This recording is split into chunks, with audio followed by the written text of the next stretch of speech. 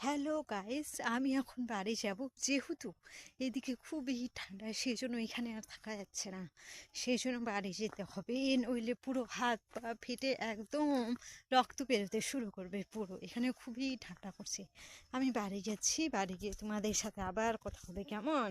তোমরা অবশ্যই ওয়েটিংয়ে থাকো কিন্তু, কেমন? না জানি, চুলগুলো তো ভেজে এসে, কিন্তু কখন যে শুকাবে কে জানায়। চুল তো ছেড়ে দিয়েছে, রোদও তো করছে না। কী যে অবস্থা হবে সন্ধ্যাবেলা ভগবানই জানে। সো তোমরা অত বেশি টেনশন নিও না, আমার চুলের জন্য অবশ্যই শুকিয়ে যাবে, বেশি দেরি লাগবে না। যেহেতু চুলের তেল দেওয়া আছে একটু, সেই জন্য ওরকম লাগছে দেখতে। যাই হোক, আমি এখন বাড়ি যাচ্ছি।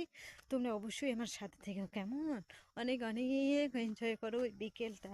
নতুন বছরের সবাইকে অনেক অনেক শুভেচ্ছা। খুব খুব এনজয় করো নিজেদের মনের মানুষের সাথে। সবাই ভালো থেকো, কেমন? Bye bye.